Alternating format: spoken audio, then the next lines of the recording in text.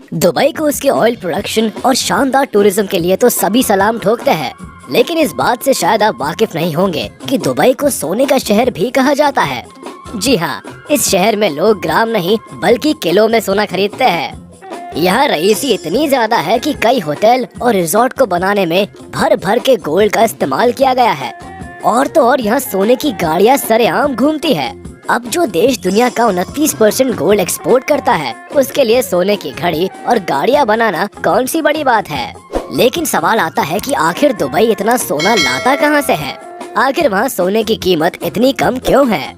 चलिए आज के वीडियो में इन सवालों के जवाब तलाशते हैं। यूएई के शहर दुबई की बात ही अलग है।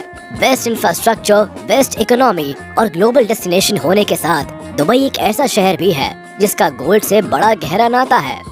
ये बात आपने कई बार सुनी होगी कि ऑयल प्रोड्यूसर होने के नाते दुबई करोड़ों में खेलता है। लेकिन इनकी इकोनॉमी को बहुत बड़ा प्रॉफिट गोल्ड एक्सपोर्ट से भी मिलता है। जो टूरिस्ट दुबई घूमने आते हैं वो भी यहाँ आकर सोना खरीदना पसंद करते हैं। अब जाहिर सी बात है, जब सस्ते दामों में दुनिया को सोना खरीदने का मौका मिले तो कौन इस मौके को हाथ से जाने दे सकता है। दुबई की खासियत है कि यहाँ के ग्लोबल मार्केट में मिलने वाले सोने को खुद सरकार रेगुलेट करती है। मतलब साफ है कि यहाँ के बाजारों में उतरने वाले हर सोने पर गोल्ड प्योरिटी हॉलमार्क होता है। सरकार इस बात का खास ख्याल रखती है कि सोने की क्वालिटी में कोई खराबी नहीं आए। इनके हॉलमार्क में सोने के कैरेट के साथ वेट और कॉस्ट ऑफ लेबर भी क्लियरली मेंशन होता है। यही वजह है कि दुबई के सोने की क्वालिटी का डंका पूरी दुनिया में माना जाता है। लेकिन जरा दिमाग पर जोर डालकर बताइए कि आखिर ये सोना आता कहाँ से है। अगर आप सोच रहे हैं कि तेल की तरह यूएई के पास गोल्ड रिजर्व्स है, तो जरा इस बात पर फोकस कीजिए कि यूएई की जमीन पर रेगिस्तान की रेत पाई जाती है। वहाँ से सोना तो क्या सिल्वर भी नहीं मिलता। ऐसे में ये चालाक देश सहारा लेता है अफ्रीका के देशों का। आज यूएई भले ही गोल्ड हब है, लेकिन ये ज्यादा से ज्यादा गोल्ड अफ्रीका से स्मगल करता है। अफ्रीका के साथ साथ यूएई साउथ अमेरिका से भी रॉ गोल्ड स्मगल करता है। दरअसल सूडान, सेंट्रल और ईस्ट अफ्रीका जैसे देशों से तो यूएई ऑफिशियली गोल्ड एक्सपोर्ट करता है, लेकिन इसके अलावा कई देशों से ये भारी मात्रा में गोल्ड की तस्करी करता है। हैरानी की बात है कि अफ्रीका में सोने को निकालने के लिए माइनर्स का एक्सप्लॉयटेशन होता है।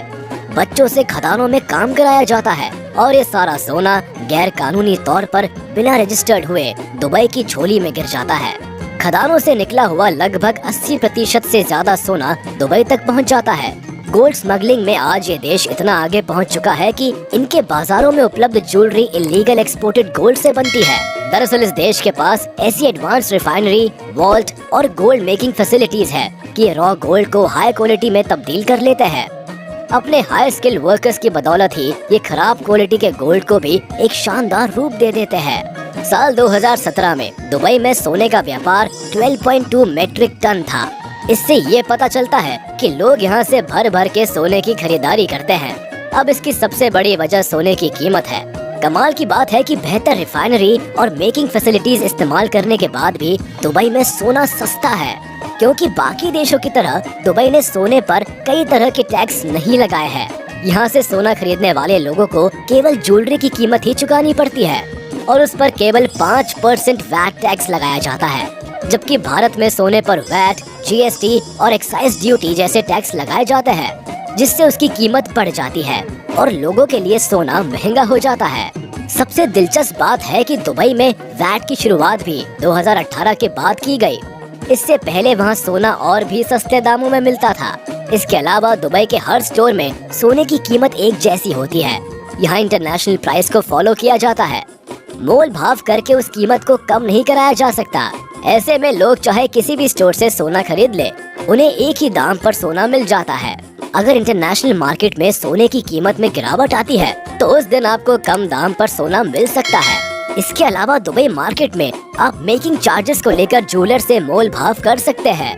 अगर आपके मोल भाव करने की स्किल्स अच्छी है तो आप दुबई से कम कीमत पर भी सोना खरीद सकते हैं।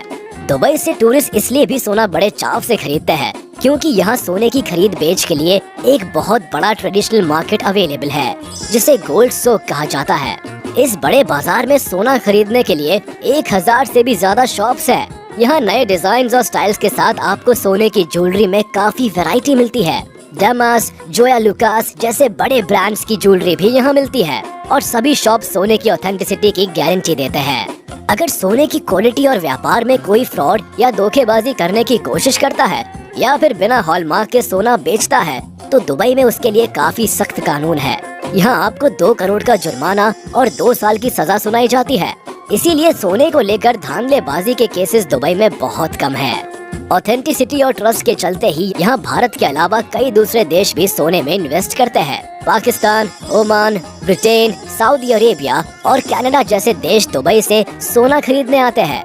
लेकिन खास तौर पर भारत के लोग दुबई से सोना खरीदने में काफी दिलचस्पी दिखाते हैं। ऐसा इसीलिए भी क्योंकि यहाँ हर शादी ब्याह में सोने को सबसे ज्यादा तवज्जो दी जाती है। अगर आप भी दुबई जाकर सोना खरीदने की चाह रखते हैं तो ये भी जान ले कि दुबई से सोना खरीद कर लाने की भी अपनी एक सीमा है और उस पर आपको कुछ चार्जेस भी देने पड़ते हैं।